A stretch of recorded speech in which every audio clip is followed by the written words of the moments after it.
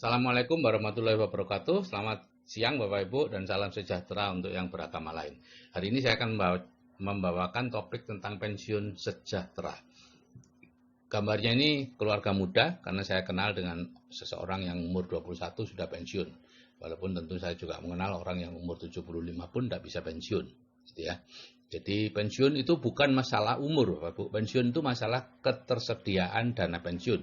Kalau dana pensiunnya sudah tersedia, Bapak Ibu umur 20 pun Bapak Ibu akan pensiun. Karena semua orang bekerja itu sebetulnya hanya untuk mencari uang atau mencari nafkah. Kalau uangnya sudah ada datang terus-menerus, ngapain juga bekerja? Kita bekerja di bidang yang lain, bidang sosial, bidang pengabdian, bidang penelitian, atau bekerja membangun aset, bukan lagi mencari uang.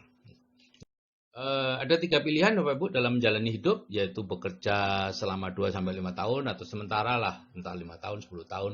Kemudian pensiun sejahtera sampai akhir hayat. Gitu ya. Yang pilihan kedua adalah kita bekerja mencari nafkah seperti biasanya 30-40 tahun, setelah itu pensiun dan pensiunnya tanda tanya. Apakah baik atau tidak tergantung dari dana pensiun yang Anda miliki. Ya, yang ketiga adalah bekerja mencari nafkah 40-60 tahun, yaitu sampai akhir hayat. Bisa di satu bidang pekerjaan, seperti dokter, pengacara ya, seperti saya dulu, atau di berbagai bidang. Misalnya pensiun dari tentara kelas pangkat menengah gitu, kemudian menjadi satpam. Kalau pangkatnya tinggi menjadi penasehat, menjadi komisaris, menjadi konsultan atau apapun gitu ya. Setelah itu kemudian bertani atau buka toko atau berdagang atau apapun gitu ya. Artinya terus-menerus bekerja, bekerja dan bekerja. Nah, kira-kira mana yang paling enak? Tentu yang di atas ya, yang bekerja sementara. Yang paling tidak enak yang mana? Tentu yang paling bawah sebetulnya ya, bekerja mencari nafkah sampai akhir hayat. Tapi problemnya yang di tengah itu merasa bahwa yang di bawah itulah yang enak. Gitu ya. Saya dulu seperti itu Bapak Ibu. Waktu saya jadi dokter di puskesmas, buat teman-teman kepala dinas yang lain selalu menggoda saya, wah paling enak ya jadi dokter ya, tidak ada pensiunnya. Waktu itu saya bangga, tidak ada pensiunnya. Tapi setelah mengetahui tentang ilmu keuangan, wah tidak ada pensiunnya, artinya tidak bisa pensiun dong, gitu ya. Dan ternyata memang begitu Bapak Ibu. Guru-guru saya yang sudah sepuh, yang sudah umur 70-an tapi masih harus mencari nafkah, itu seringkali salah diundang di rumah sakit A untuk operasi, datangnya ke rumah sakit B, ya, atau mencuci tangannya, setelah dicuci tangannya dia pulang gitu ya. Kru OK sudah nunggu-nunggu, dokternya tidak ada atau profesornya tidak ada. Oke Bapak Ibu, itulah 3 pilihan menjalani hidup ya. Terserah Bapak Ibu milih yang mana. Kalau saya sudah ada di nomor yang 1 itu dan anak-anak juga di situ ya. Nah, ini 3 tahapan dalam hidup Bapak Ibu ya. Ada pendidikan, pekerjaan dan hasil. Ya, pendidikan seperti SD, SMP, SMA dan seterusnya, pekerjaan itu guru, dosen, tentara, bupati dan seterusnya. Hasil itu ya penghasilan 1 juta misalnya, tabungan 2 miliar, rumah 2 hektar dan seterusnya. Problemnya adalah nyaris tertutup mengenai hasil kita ya. Kenapa? Karena sejak kecil kita dididik untuk hanya melihat pekerjaan. Ya, kalau kita ditanya, anak-anak kecil ditanya selalu diharap untuk menjawab dengan guru, dosen, tentara, bupati, dokter dan sebagainya. Tidak boleh menjawab atau tidak diharapkan menjawab ingin kaya dan lain-lain. Kalau menjawab seperti itu akan dikejar lagi. Untuk kaya itu jadi apa? Ya itu seperti anak saya dulu. Ditanya oleh guru TK-nya, bisa jadi apa, Cah? Dia jawab sesuai arahan saya, jadi orang kaya, Bu Guru. Besok banyak membantu orang. Oh, bagus sekali, Cah. Untuk bisa jadi orang kaya itu kamu jadi apa? Tidak penting katanya Bapak, yang penting jadi orang kaya gitu kan. Yang anak TK suka ngotot. Iya, ibu guru tahu, tapi untuk bisa kaya itu loh, apa kamu mau jadi dokter seperti bapakmu? Bapak aja berhenti. Ya, itu jawaban anak saya seperti itu. Akibatnya apa Bapak Ibu? Karena kita selalu didikte untuk terus dalam bidang pekerjaan dan selalu dilatih bahwa bekerja itu mulia, menganggur itu tercela, pensiun itu kiamat dan sebagainya, hal-hal seperti itu. Akhirnya kita terus-menerus berkutat antara bekerja pendidikan gitu ya. Selesai sekolah kita kerja, masih kurang sekolah lagi, kerja lagi, sekolah lagi, kursus, terus seperti itu sampai seumur hidup. Dan itu dianggap wajar karena memang sekitar saya seperti itu dan dianggap membanggakan. Padahal seharusnya sebetulnya yang diinginkan itu hasil sebetulnya gitu loh ya. Punya penghasilan besar, punya uang banyak, punya rumah besar, itu yang diharapkan gitu ya. Nah, ini ada life map miskin Bapak Ibu ya. yaitu life map yang menekankan pada bekerja mencari uang dan life map yang tidak suka uang. Ya, sejak kecil kita dilatih untuk tidak suka uang loh Bapak Ibu ya. Uang tidak dibawa mati ya, masalah karena uang itu menyebabkan pertengkaran, hal-hal seperti itu yang kita anggap benar ya. Nah, orang yang mendapat life map miskin atau di otaknya itu ada life map miskin, itu biasanya jatuh dalam kondisi salah satu dari dua ini. Yang pertama sudah bekerja keras bertahun-tahun penghasilannya begitu-begitu saja, atau yang kedua sudah berpenghasilan besar bertahun-tahun tabungannya segitu-gitu aja. Kalau kita punya uang kecil, uang sedikit ya, tidak sedikit, banyak pun ya, pokoknya punya uang lah yang belum jelas penggunaannya, maka Bapak Ibu akan mendapat dorongan yang luar biasa untuk menghabiskan uang itu. Tiba-tiba saja muncul hal-hal yang tadinya tidak terpikirkan ya, lantai yang baik-baik saja selama ini tiba-tiba nampak kusam yang nggak perlu diganti ya. Ruangan yang sebenarnya cukup gitu ya, tiba-tiba kurang luas ya, sehingga ditambah kamar ya, karena merasa kalau hari raya kan penuh, padahal hari raya itu cuma setahun sekali gitu ya, dan orang pulang kampung hari raya itu senang kalau desa-desaan malahan gitu ya. Tapi selalu ada ide yang tidak bisa Bapak Ibu cegah, sehingga dikatakan bahwa rumah adalah penghisap kekayaan kita nomor satu, karena semua uang kita masuk ke rumah. Rumah tidak pernah jadi selama Anda punya uang. Rumah Anda akan terus-menerus akan Anda perbaiki dan itu menghisap kemampuan keuangan Anda. Ya. Kemudian kalau Anda mencoba untuk melakukan sesuatu sesuai passion, sesuai minat dan sebagainya, pada akhirnya Anda akan jatuh dari satu ke dua. Tidak akan kemana-mana. Gitu ya.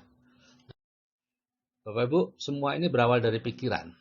Ya, kenapa semua bisa terjadi, kenapa Bapak Ibu terus-menerus harus bekerja, kenapa tidak pernah atau jarang sekali bisa punya uang banyak, meskipun sudah menghasilkan uang banyak, tetap aja tidak punya uang gitu ya.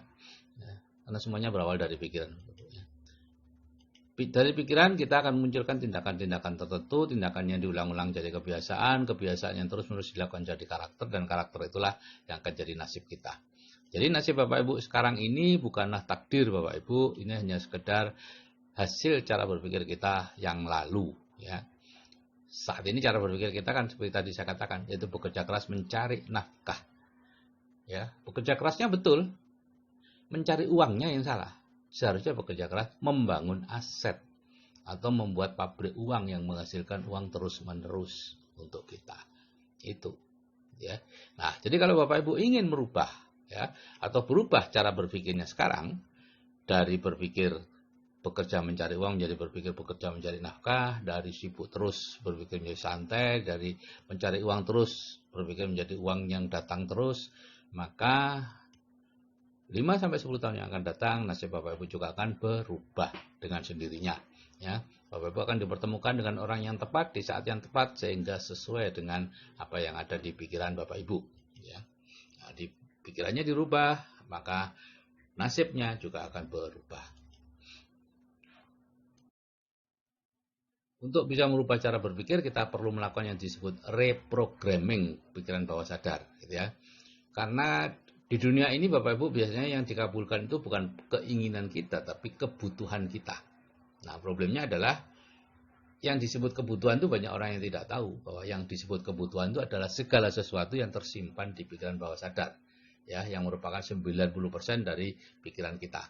Sedangkan keinginan itu hanya ada di pikiran sadar yang hanya 10% dari pikiran kita. Sehingga kita mintanya A, dapatnya B. Ya, minta punya banyak uang, dapatnya banyak hutang, gitu ya. Minta ya apa saja, minta kaya dapatnya miskin dan seterusnya. Seperti itu. Ya. Itu harus dilakukan reprogramming Bapak. Pola pikir miskin direprogramming ya jadi pola pikir kaya. Caranya apa? Ya diisi dengan pola pikirnya orang kaya. Ya, kalau zaman dulu Bapak Ibu, untuk bisa memiliki pola pikir orang kaya, orang harus merantau dulu. Ya, keluar dari rumah, ya, punya cita-cita merantau ke kota besar gitu ya, kemudian magang ke orang sukses, baru bisa kaya. Kalau sekarang tidak perlu Bapak Ibu. Bapak Ibu ikut seminar orang kaya, yaitu seminar-seminar yang pembicaranya orang kaya, ya, bukan seminar teknis ya Bapak Ibu, jangan kebalik. Selama ini Bapak Ibu yang Bapak Ibu paling suka adalah seminar teknis. Seminar yang membuat kita terus-menerus bekerja lebih keras lagi. Ya, cara ini ya, cara membangun bisnis online, cara manajemen UKM atau beternak lele, ya, atau cara membeli rumah tanpa uang, yang memiliki rumah tanpa uang, cara berdagang, apa saja lah, pokoknya cara itu adalah seminar teknis yang memperkuat pola pikir miskin kita, ya. Buku dan CD juga seperti itu, ya, bukan buku-buku tentang beternak lele dan lain-lain, tapi buku-buku inspirasi, ya. Sehingga dikatakan bahwa kalaupun Anda ikut seminar, baca buku dan CD, sepanjang itu pilihan Anda sendiri, Anda tidak akan berubah. Ya, kalau mau berubah, cari mentor, lakukan hal-hal yang ditunjukkan mentor, yang semakin Anda tidak sukai, harus semakin Anda lakukan. Jadi Bapak Ibu, kalau Anda punya mentor Anda pasti menunjukkan hal-hal yang tidak Anda sukai. Tapi itulah yang bisa merubah Anda. Hal-hal yang tidak Anda sukai. Ya, Anda harus melakukannya dan belajar menyukainya. Kenapa? Karena hal-hal yang tidak Anda sukai itulah hal-hal yang belum ada di pola pikir Anda. Jadi Anda harus mengadakannya dengan cara lama-lama menyukai. Dan di grup, saya punya grup Bapak Ibu, grup namanya grup WA Building the Dream. Ya, mungkin sebagian yang mendengar ini sudah masuk di situ. Ya, di grup WA Building the Dream itu ada 2 audio hipnoterapi. Yang pertama memiliki penghasilan pasif 100 juta sebulan, yang kedua kehidupan dengan penghasilan pasif 100 juta sebulan. Ya, dua-duanya perlu didengarkan untuk meningkatkan plafon rezeki dalam waktu 21 hari. Ya, kalau masing-masing mendengarkan 1 kali, 21 hari. Kalau masing-masing 2 kali sehari, ya 11 hari. Pokoknya masing-masing 21 kali lah untuk didengarkan ini. Ya. Jadi ada 3 tahap perubahannya Bapak Ibu, yaitu yang pertama di grup WA Building the Dream, ya, sekarang ada sekitar 300-an grup WA Building the Dream, ya, bulan Maret 2018 ini, April 2018 ini. Di situ Bapak Ibu mendengarkan 2 audio hipnoterapi penghasilan pasif 100 juta sebulan dan satunya lagi itu sebanyak 21 kali.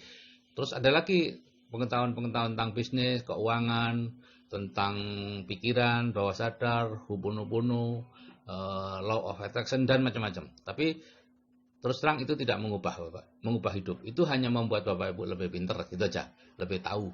Tapi sama sekali tidak akan mengubah kehidupan Bapak Ibu. Karena itu hanya sekedar pengetahuan di pikiran sadar, gitu ya. Seperti sekarang banyak orang tahu bahwa olahraga itu baik untuk kesehatan, semua orang ingin sehat, tapi berapa banyak yang mau olahraga? Semacam itulah, gitu ya. Nah, tahap yang kedua, setelah Bapak Ibu mendengarkan audio itu 21 kali, Bapak akan dipindah ke grup program lanjutan, menghadiri seminar yang ditunjuk, ya, minimal 3 kali, ya, dalam 1 tahun, ya. Seminarnya memang 3 kali. Dan mohon maaf, saya tidak jualan seminar Bapak Ibu, ya. Saya juga ikut seminar ini, saya bukan penyelenggaranya, dan berapapun saya mengajak orang untuk ikut seminar, Bapak, saya tidak mendapatkan apa-apa dari panitia, gitu ya. Saya sama dengan Bapak Ibu, bayar 600.000 setiap kali ikut seminar 2 jam, gitu ya. Saya biasanya sekeluarga ikut. Ya. Dan dilanjutkan dengan mendengarkan audio CD dari mereka, pembicara-pembicara yang orang kaya tadi, ya. Pensiunannya sudah berpenghasilan lebih dari 100 juta, banyak sekali orangnya, ya. Terjadi internalisasi program di pikiran bawah sadar, maka mekanisme sukses otomatis akan jalan dan mengejarnya, gitu ya. CD-CD-nya juga saya kirimkan secara gratis di WA untuk para anggota, gitu ya. Pokoknya tidak ada yang bayar, ya, kecuali seminarnya itu Bapak Ibu bayar tentunya. Karena bukan saya yang menyelenggarakan. Kalau saya menyelenggarakan tidak perlu bayar, Bapak Ibu, ya.